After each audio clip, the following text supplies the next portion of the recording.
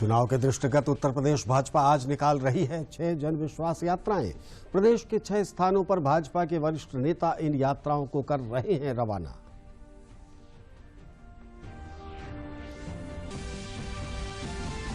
मुख्यमंत्री योगी आदित्यनाथ ने अमृत महोत्सव के तहत काकोरी कांड के शहीदों के परिजनों को आज किया सम्मानित।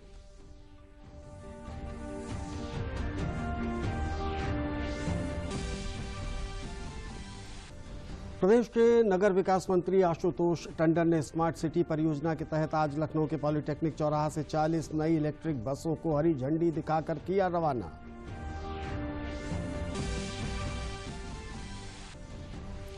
और विश्व स्वास्थ्य संगठन ने कहा है कि कोविड के नए वेरिएंट ओमिक्रॉन का संक्रमण हर तीसरे दिन हो रहा है 2 गुना। अब तक 89 देशों में फैल चुका है संक्रमण।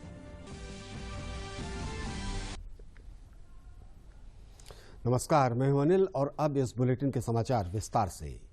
आगामी विधानसभा चुनावों को ध्यान में रखते हुए भारतीय जनता पार्टी आज से प्रदेश में जन विश्वास यात्रा की शुरुआत करेगी। ये यात्राएं बिजनौर, मथुरा, झांसी, गाजीपुर, अंबेडकर नगर और बलिया से शुरू होंगी। भाजपा के राष्ट्रीय अध्यक्ष जेपी नड्डा राम मनोहर लोहिया की जन्मस्थली अंबेडकर नगर से यात्रा की शुरुआत करेंगे। वहीं मुख्यमंत्री योगी आदित्यनाथ मथुरा से यात्रा की शुरुआत करेंगे। उनके साथ पूर्व केंद्रीय मंत्री और सांसद संतोष गंगवार तथा सांसद राजवीर सिंह मौजूद रहेंगे। रक्षा मंत्री राजनाथ सिंह रानी लक्ष्मीबाई की नगरी झांसी से यात्रा की शुरुआत करेंगे, जिसमें उप मुख्यमंत्री डॉक्टर दिनेश शर्मा और केंद्रीय राज्य मंत्री बीएल वर्मा भी मौजूद रहेंगे। केंद्रीय मंत्री नितिन गडकरी बिजनौर के बिदुरकुटी से यात्रा की शुरुआत करेंगे, जिसमें उप मुख्यमंत्री केशव प्रसाद मौर्य और केंद्रीय राज्य मंत्री संजीव बालियान मौजूद रहेंगे। इसके साथ ही मध्य प्रदेश के मुख्यमंत्री शिवराज सिंह चौहान बलिया से यात्रा की शुरुआत करेंगे। उनके साथ स्वतंत्र देव सिंह और प्रदेश के वन मंत्री दारा सिंह चौहान रहेंगे। वहीं केंद्रीय महिला एवं बाल विकास मंत्री स्मृति ईरानी गाजीपुर से यात्रा की शुरुआत करेंगी। इस यात्रा में राज्य के श्रम मंत्री स्वामी प्रसाद मौर्य और कानून मंत्री ब्रजेश पाठक मौजूद रहेंगे।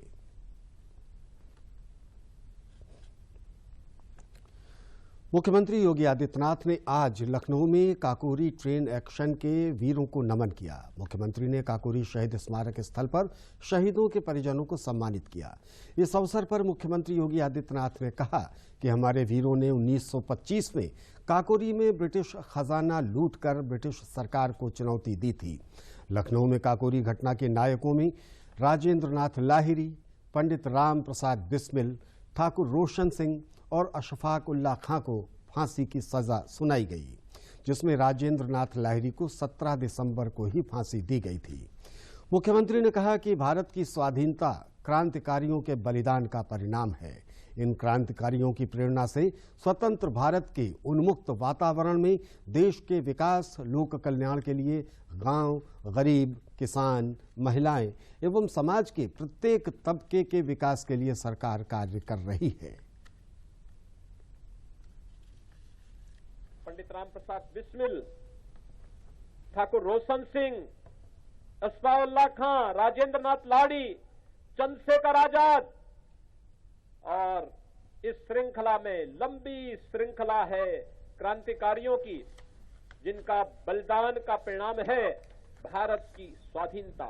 स्वतंत्र भारत में, इतने उन्मुक्त वातावरण में भारत के विकास के लिए, भारत के लोक कल्याण के लिए, भारत के अंदर गांव, गरीब, किसान, नौजवान, महिलाएं और समाज के प्रत्येक तबके के विकास के लिए आज सरकारें कुछ कर पा रही हैं, तो उसके पीछे प्रेरणा है इन महापुरुषों का, इन क्रांतिकारियों का, इन देश के लिए मर मिटने वाले उन बलिदानियों का, जिसकी परिणति आज ये भारत तेजी के साथ दुनिया की एक महाताकत बनने की ओर अग्रसर है। देश के यशस्वी प्रधानमंत्री श्री नरेंद्र मोदी जी ने देश का आह्वान किया कि देश अपनी आजादी का अमृत महोत्सव में प्रवेश कर गया है। आजादी के 75 वर्ष हम सबको आत्मावलोकन करने का एक अवसर दे रहा है। हमने क्या खोया है और क्या पाया है इन 75 वर्षों में। अमृत काल है। अमृत काल में देश के हित में कुछ करेंगे तो उन बलिदानियों को, क्रांतिकारियों को शांति मिलेगी, उनका आशीर्वाद प्राप्त होगा। और अगर देश के साथ कोई गद्दारी करेगा तो फिर उस अपयश के पाप से जीवन भर लोगों को भुक्तभोगी होना पड़ेगा। और इसलिए एक संकल्प हम सबका होना चाहिए, और संकल्प होना चाहिए जो पंचमंत्र प्रधानमंत्री मोदी जी ने दिए इस अवसर पर, उसका अंगीकार करने की। यह अमृत महोत्सव ऊर्जा का होना चाहिए, देश की आजादी की ऊर्जा का, क्रांतिकारियों के विचारों का, भारत के कल्याण का, भारत को दुनिया के अंदर एक महाताकत बनाने का। विजय संकल्प रैली लेकर झांसी पहुंची केंद्रीय मंत्री अनुप्रिया पटेल ने कहा कि विधानसभा चुनावों में उनकी पार्टी भाजपा के साथ मिलकर चुनाव लड़ रही है। सीटों को लेकर भी बातचीत जारी है। दोनों दलों का गठबंधन लंबे वक्त से है, जो आगे भी चलता रहेगा। उन्होंने कहा कि लड़की की शादी की उम्र 21 साल करने का निर्णय सराहनीय है। पहले बेटियों की शिक्षा हो जाए, उसके बाद शादी की जाए, जिससे वो अपने पैरों पर खड़ी हो सकें। उन्होंने कहा कि राजनीतिक व सामाजिक पदों पर बैठे लोगों को इस मुद्दे पर गलत विचार नहीं रखने चाहिए।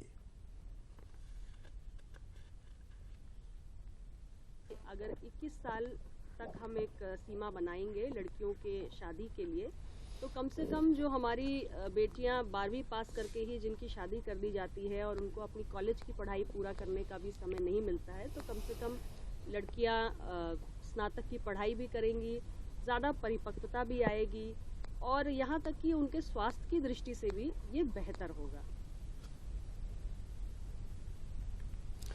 प्रदेश के नगर विकास मंत्री आशुतोष टंडन ने आज लखनऊ के पॉलिटेक्निक चौराहा से 40 नई इलेक्ट्रिक बसों को हरी झंडी दिखाकर रवाना किया। कार्यक्रम को संबोधित करते हुए नगर विकास मंत्री ने कहा कि लखनऊ, कानपुर, वाराणसी, मेरठ, आगरा और मथुरा के लिए 1140 बसें खरीदी गई हैं, जिसमें अभी 1007 बसें संचालन के योग्य हैं।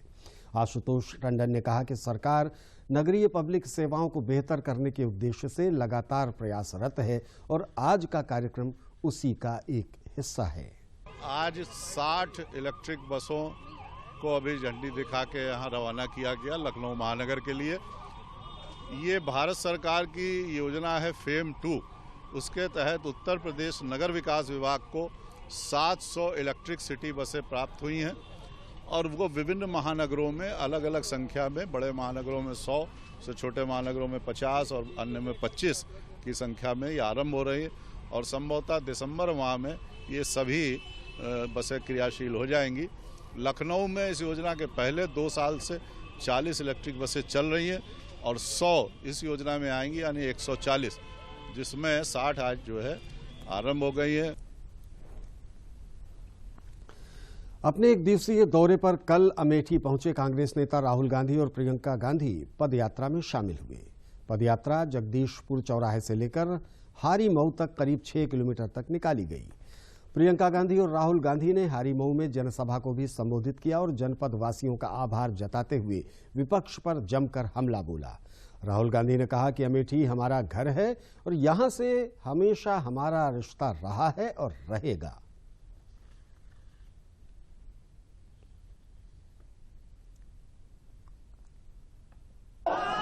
मैं यहां क्यों आया, मैं आपको ये बताने आया हूं कि देखिए, हमारा पारिवारिक रिश्ता है, सच्चाई का रिश्ता है, पुराना रिश्ता है और बहुत लंबा रिश्ता है और ये रिश्ता कभी टूटने वाला नहीं है।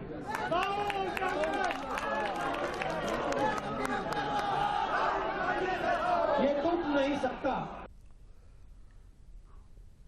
आयकर विभाग ने कल लखनऊ में कई लोगों के घर छापेमारी की, जिनके ऊपर आय से अधिक संपत्ति अर्जित करने की विभाग को जानकारी थी। इसमें समाजवादी पार्टी के कई बड़े नाम शामिल हैं, सपा प्रमुख के काफी करीबी बताए जाते हैं। इनमें सपा के राष्ट्रीय सचिव राजीव राय, अखिलेश यादव के OSD Jayendra Yadav, RCL group के निदेशक मनोज यादव और लखनऊ के कारोबारी राहुल भसीन शामिल हैं। रात तक चली छापेमारी की कोई भी जानकारी अभी आयकर विभाग ने साझा नहीं की है। कहा जा रहा है कि विभाग ने कई महत्वपूर्ण दस्तावेज अपने कब्जे में ले लिए हैं। भारी पुलिस फोर्स तैनात किया गया था जिससे छापेमारी में कोई व्यवधान न हो। सपा अध्यक्ष अखिलेश यादव ने रायबरेली में इस मुद्दे पर बोलते हुए कहा कि भाजपा अभी से डर रही है, इसीलिए इस तरह की कार्रवाई कर रही है। वहीं भाजपा प्रदेश अध्यक्ष स्वतंत्र देव सिंह ने कहा है कि गरीबों का धन लूटने वालों पर एजेंसियां कार्रवाई करती रहेंगी, भले ही उस दायरे में मैं खुद भी क्यों न आ रहा हूं।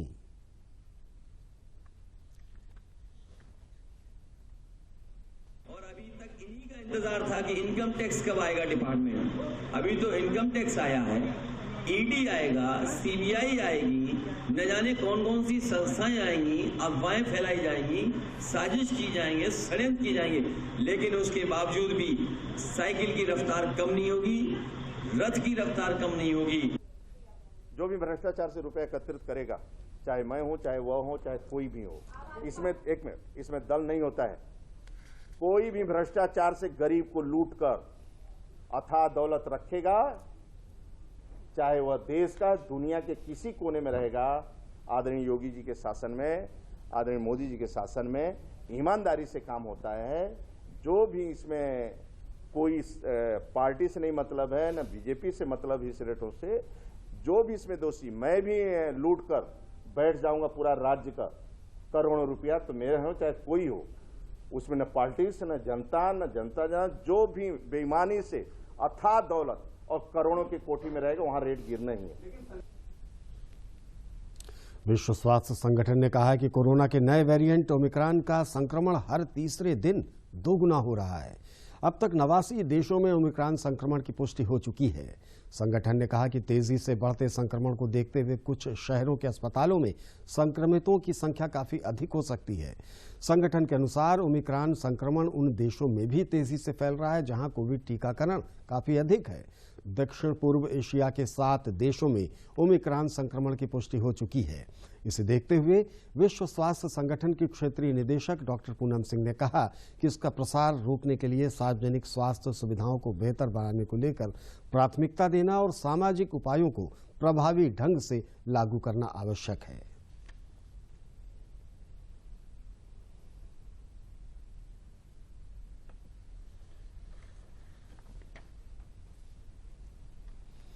संत शिरोमणि गुरु रविदास मंदिर के पास बनाए जा रहे लंगर हॉल का प्रधानमंत्री नरेंद्र मोदी आगामी 23 दिसंबर को अपने वाराणसी दौरे पर लोकार्पण कर सकते हैं। मंदिर के प्रबंधक दौलत राम ने बताया कि प्रधानमंत्री की प्रेरणा से इसका निर्माण हो रहा है और यहां गुरु रविदास जी की 34 फीट ऊंची कांस्य की प्रतिमा भी लगाई जाएगी। ये जो बिल्डिंग नई बन रही है पीछे मेरे दिख रही है आपको, ये प्रधानमंत्री श्री नरेंद्र मोदी जी की तरफ से बनाई जा रही है। ये जो बिल्डिंग है ये एक लंगर हॉल बन रहा है। आपको मालूम है कि जब जयंती आती है तो करोड़ों की तादाद में जो श्रद्धालु हैं जहां बनारस में आते हैं, तो उनकी सुविधा के लिए, उनके लंगर के लिए, उनको ठहरने के लिए ये लंगर हॉल के रूप में ये बनाई है। इसमें एट ए टाइम 600 यात्री बैठकर भोजन कर सकते हैं। तो इसके अगल बगल में इसमें जो बन रहा है उसके बारे में मैं बता रहा हूँ आपको।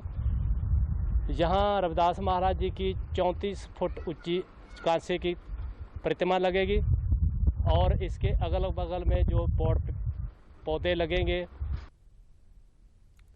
नगर क्षेत्र से जनित कंस्ट्रक्शन एवं डोमिलेशन वेस्ट निर्माण एवं विध्वंस से जनित अपशिष्ट के वैज्ञानिक विधि से निस्तारण के लिए नगर निगम द्वारा संचालित घूरपुर के बसवार प्लांट में C&D वेस्ट प्लांट प्रारंभ करने वाला प्रयागराज प्रदेश का पहला नगर निगम है।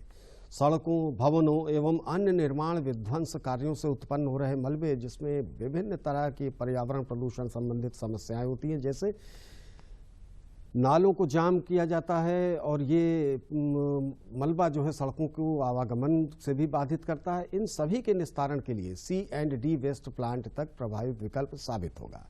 लगभग 5 करोड़ 63 लाख की लागत से बने इस प्लांट में स्मार्ट सिटी परियोजना से 4.13 करोड़ एवं नेशनल क्लीन एयर प्रोग्राम से 1.5 करोड़ लगाए गए हैं। इसकी क्षमता 100 मीट्रिक टन प्रतिदिन की है। जो कि नगर क्षेत्र से प्रतिदिन जनित 50 से 100 मीट्रिक टन वेस्ट को रिसाइकिल करने में सक्षम है। प्रयागराज को स्वच्छ बनाए रखने एवं मलबे से उत्पन्न हो रहे विभिन्न प्रकार के प्रदूषण को रोकने के लिए कंपनी के निदेशक अजय सारावाली ने जनपद वासियों से अपने अपने घरों से उत्पन्न हो रहे मलबे का निस्तारण बसवार प्लांट पर ही कराने की अपील की है।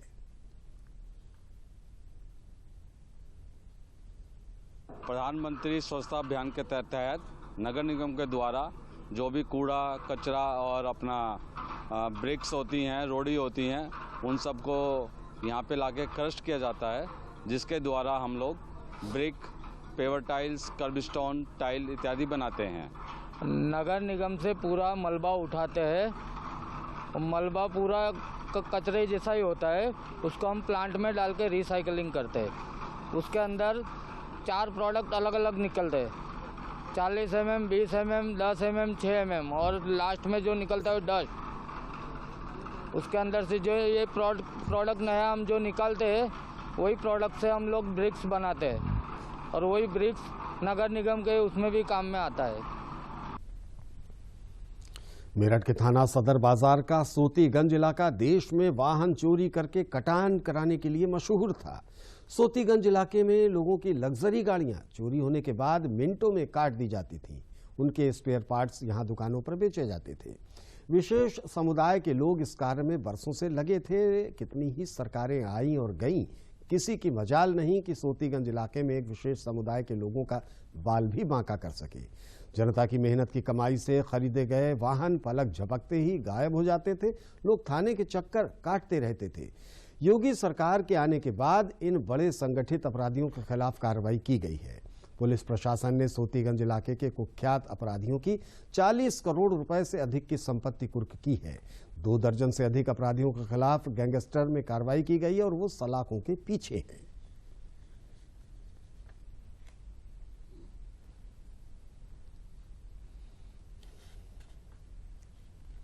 जो चोरी की गाड़ियों की कटाई के आका थे, उन पर कार्रवाई की पहले की सरकारों को हिम्मत ही नहीं होती थी। ये काम भी अब दमदार योगी जी की सरकार और स्थानीय प्रशासन ने किया। ये सोतीगंज में बहुत लंबे समय से मेरठ में ये एक इमेज रहा है। यहाँ पूरे देश में और मुख्य रूप से एनसीआर क्षेत्र में जो भी वाहन चोरी का घटनाएं होती हैं, उसको मतलब डिसमेंटल किया जाता है। फिर वहाँ चोरी करने के बाद जो वाहन है उसको स्पेयर पार्ट्स को बेचा जाता है। इसमें पूर्व में भी कार्रवाई हुई है, मगर अभी वर्तमान में पुलिस द्वारा काफ़ी प्लान्ड तरीके से मतलब गहराई में जाके इस पर कार्रवाई की है। इसमें काफ़ी सारा गैंगस्टर एक्ट के तहत मुकदमा दर्ज हुआ है। लगभग 3 गैंग चार्ट प्रशासन द्वारा अनुमोदित किया गया, जिसमें 14 मुख्य अभियुक्तों के विरुद्ध गैंगस्टर एक्ट में मुकदमा दर्ज हुआ है। साथ ही साथ कम से कम 7 ऐसे इम्पोर्टेंट लोग हैं जो इस कार्य में बहुत लंबे समय से लिप्त रहे हैं। उनका कम से कम 25 करोड़ के मूल्य की संपत्तियों का गैंगस्टर एक्ट के तहत अटैच भी किया गया है। पहले भी इस पर लगातार कार्रवाई पुलिस ने करी है, लेकिन पिछले कुछ दिनों से हमारे वर्तमान एसएसपी साहब के नेतृत्व में उनकी प्रेरणा इस कार्रवाई को धार मिली और जो सारे लिंकेजेस, जो सारे इसके अलग अलग चरण थे, अलग अलग आयाम थे, उन सभी पर हम लोगों ने प्रहार किया है। यानी कि जैसे मैं आपको खुलासा करके बता दूं, चोरी, वाहन का चोरी होना, उसके बाद चोरी का ट्रांसपोर्टेशन क्षेत्र से मेरठ में लेकर के आना, यहाँ पर लाने के बाद में एक पूरे नेटवर्क के तहत कारीगर होते थे जो कि इन वाहनों को बहुत जल्दी, बहुत कम समय में उसको काट के उसके सारे पार्ट्स अलग कर दिया करते थे। साथ ही साथ जो खरीदार जो होते हैं वो खरीदारों से भी इनका ताल्लुक रहता था और उसके बाद में उनको कस्टमाइज करके उन पार्ट्स को दे दिया करते थे और ये इस प्रकार से इनका मोडस ऑपरेंडी था। प्रधानमंत्री गरीब कल्याण योजना को जहां केंद्र सरकार ने मार्च 2022 तक लागू कर दिया है, वहीं प्रदेश सरकार ने भी इसके लिए कमर कस ली है। हरदोई में गेहूं, चावल के अलावा रिफाइंड तेल, नमक और चने का वितरण किया जा रहा है। पहली बार कंट्रोल से रिफाइंड तेल नमक पाकर उपभोक्ता काफी खुश हैं, जिसके लिए वे प्रधानमंत्री और मुख्यमंत्री को धन्यवाद दे रहे हैं। अपर जिलाधिकारी वंदना त्रिवेदी ने बताया कि हरदोई जिले में शहरी क्षेत्रों से लेकर ग्रामीण क्षेत्रों में खाद्यान्न वितरण के लक्ष्य को पूरा करने के लिए गेहूं, चावल, तेल, नमक आदि सामानों को आवश्यक वस्तुओं के वितरण केंद्रों तक पहुंचा दिया गया है, जिससे इनका वितरण शीघ्र से शीघ्र संभव हो सके। हाँ भैया, सब चीज दे रहे हैं, तेल दे रहे, रिफाइंड दे रहे हैं, नमक दे रहे हैं, चावल भी दे रहे हैं और गेहूं भी दे रहे हैं। बहुत अच्छा चना भी दे रहे हैं। बहुत अच्छे कार्यक्रम यहाँ चल रहे हैं। लॉकडाउन से सरकार के द्वारा हमें गल्ला एवं इस बार रिफाइंड नमक, चना आदि भी दिया जा रहा है। इसके लिए मैं सरकार का धन्यवाद करता हूँ। मोदी जी का बहुत धन्यवाद देते हैं। लॉकडाउन में फ्री दिया, इसमें चना है, नमक है और रिफाइंड है, गेहूँ फ्री दे रहे हैं। बहुत बहुत धन्यवाद मोदी जी का। इस सरकार जो है लॉकडाउन में भी बहुत हमारी मदद की है और इस समय भी, आज इस समय तो पूरा मतलब कोई चीज़ लेना ही नहीं है। नमक है, तेल है, चना है, गेहूं है, चावल है। ये सब बहुत बहुत धन्यवाद इस सरकार का। बहुत बहुत आभारी हूँ मैं। केंद्र सरकार ने प्रधानमंत्री गरीब कल्याण योजना की अवधि को बढ़ाकर मार्च 2022 तक कर दिया है। जनपद बहराइच में गेहूं, चावल के अलावा प्रत्येक कार्ड धारक परिवार को 1 किलो रिफाइंड तेल, नमक और चने का वितरण भी किया जा रहा है। 3 किलो गेहूं, 2 किलो चावल के प्रति यूनिट के साथ ही सभी कार्ड धारकों को 1-1 किलो अतिरिक्त सामग्री मिलने से लोगों में काफी खुशी है। जनपद के डिहवा शेर बहादुर ग्राम में चल रहे खाद्यान्न वितरण के लाभार्थियों ने इसे सरकार का सराहनीय कदम बताते हुए प्रधानमंत्री नरेंद्र मोदी और मुख्यमंत्री योगी आदित्यनाथ का आभार व्यक्त किया। जिला पूर्ति अधिकारी अनंत प्रताप सिंह ने बताया कि अब तक कुल 7,977 पात्र गृहस्थी एवं अंत्योदय कार्ड धारियों के 27 लाख से ज्यादा यूनिट में खाद्यान्न का वितरण हो चुका है।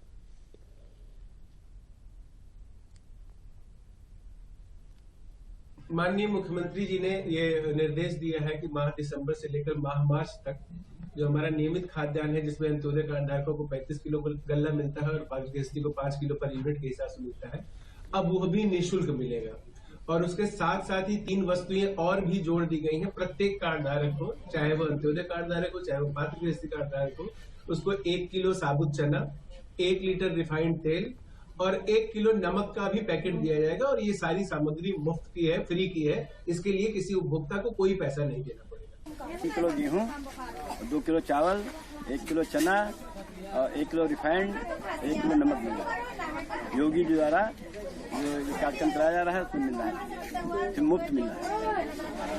योगी मोदी जी को बार बार धन्यवाद है कि अभी तक तो हमको 3 किलो चावल, 2 किलो गेहूं, ये 5 किलो यूनिट पे मिलता था। और इस बार योगी जी ने हमें तेल भी दिया है 1 किलो, चना भी दिया है, नमक भी दिया है, गेहूं भी दिया है, चावल भी दिया है। गरीबों के मसीहा कहे जाने वाले योगी मोदी को कोट कोट धन्यवाद। गेहूं मिला है 20 किलो, चावल मिला है 15 किलो, चने की दाल है, रिफाइंड तेल है, नमक है और मोदी और योगी ने मिलकर बंटवाया है। प्रधानमंत्री नरेंद्र मोदी के हाथों काशी विश्वनाथ धाम के लोकार्पण के पश्चात भारतीय जनता पार्टी की तरफ से जनता को प्रसाद वितरण के लिए नगर की विभिन्न टोलियां सक्रिय हो गई हैं। इसी क्रम में वाराणसी के पत्रकारपुरम कॉलोनी में भगवान विश्वनाथ धाम की महिमा का वर्णन करती हुई पुस्तिका के साथ प्रसाद स्वरूप लड्डू वितरण का कार्यक्रम प्रदेश सह प्रभारी सुनील ओझा के कर कमलों से शुरू हुआ। इस दौरान कॉलोनी के समस्त घरों में प्रसाद का वितरण हुआ। भाजपा के प्रदेश सह प्रभारी सुनील ओझा ने कहा कि लंबे समय के इंतजार के बाद भगवान विश्वनाथ के धाम को भव्य रूप देने का कार्य प्रधानमंत्री नरेंद्र मोदी ने किया है। आज ये धाम देश विदेश के पर्यटकों सहित धार्मिक आस्था वालों के लिए सबसे बड़ा केंद्र बन गया है। विश्वनाथ धाम, उसके कायाकल्प और उसका लोकार्पण, उसके बाद एक कल्पना की गई कि काशी में बसते हुए तमाम के तमाम परिवारों में बाबा विश्वनाथ का प्रसाद पहुंच जाए, क्योंकि उस दिन सारे परिवार वहां एकत्रित होना संभव नहीं था, मगर काशीवासी प्रत्येक परिवार के हृदय में शिव का वास है, तो उन तक प्रसाद पहुंचे। एक पुनीत कार्य, एक वैश्विक और ऐतिहासिक कार्य जो हुआ है, उसके साक्षी बनने का सबको मौका मिले और लोग जो भाव से प्रसाद ग्रहण कर रहे हैं, वो भाव हमने आज से पहले कभी नहीं देखा। राष्ट्रीय स्वयंसेवक संघ ने स्वाधीनता के 75 वर्ष पूर्ण होने पर सामूहिक रूप से मां भारती और उनके वीर पुत्रों को स्मरण किया। इस अवसर पर महाराणा प्रताप इंटर कॉलेज में वंदे मातरम का गायन किया गया और उन सपूतों को याद किया गया। 50,000 से अधिक लोगों ने इस कार्यक्रम में हिस्सा लिया। इसमें विद्यालय के छात्र छात्राओं समेत बड़ी संख्या में स्वयंसेवक उपस्थित रहे। तिरंगा यात्रा और रथ यात्रा निकालकर लोगों को संदेश दिया गया कि आजादी बहुत बहुमूल्य है और इसको लेकर जिन लोगों ने अपना सर्वस्व न्यौछावर किया है उनको हमें याद रखना है। भावी भारत का निर्माण भी उनके आदर्शों पर चलकर ही करना है।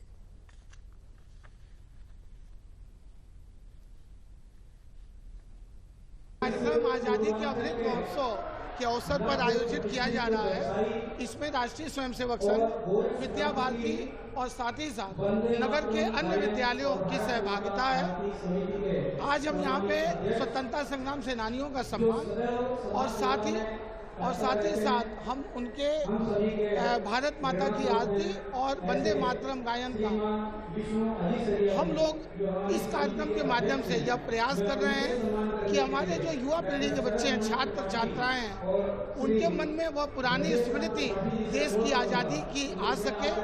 हर विद्यालय से बच्चों ने तिरंगा यात्रा निकाली है और वो निकाल कर वो इस परिसर में आए हैं प्रभात फेरी के साथ नारे लगाते हुए। लगभग 50,000 से ऊपर के छात्र छात्राएं और आम जनमानस इस परिसर में इस कार्यक्रम में उपस्थिति अपनी दी है।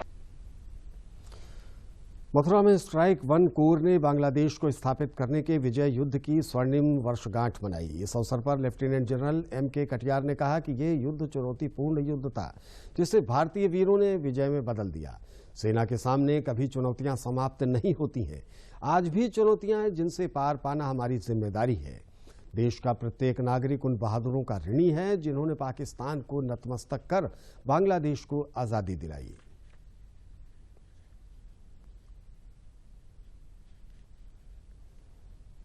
फ्रंट पर सामना हुआ और ये तब तक चला जब तक कि पाकिस्तान ने भी पूर्वी कमान में समर्पण अभिलेख पर 16 दिसंबर 1971 को हस्ताक्षर नहीं कर दिए, जिसके साथ ही पूर्वी पाकिस्तान को एक नया राष्ट्र बांग्लादेश घोषित कर दिया गया। बसंतर के स्मरणीय युद्ध की स्वर्णिम जयंती पर मैं बसंतर के युद्ध क्षेत्र में शहीद हुए सभी वीर योद्धाओं को श्रद्धांजलि अर्पित करता हूं और स्ट्राइक 1 के बहादुर जवानों और उनके परिवार को अपनी शुभकामनाएं देता हूं। साथ ही मैं यहां मौजूद भूतपूर्व वीर सेनानियों को नमन करता हूं जिन्होंने देश सेवा में महत्वपूर्ण योगदान दिया। स्ट्राइक 1 को अब उत्तरी सीमा पर एक महत्वपूर्ण जिम्मेवारी सौंपी गई है। अत्यंत दुर्गम इलाकों में ये एक बहुत चुनौतीपूर्ण जिम्मेवारी है। देश हमसे अपेक्षा करता है कि उत्तरी सीमा पर अगर दुश्मन कोई भी दुस्साहस करे तो हम उसका मुंह तोड़ जवाब दें। और अब इसी के साथ हमारा ये समाचार बुलेटिन यहीं पर समाप्त हुआ। दूरदर्शन समाचार देखने के लिए आप सबका आभार। नमस्कार।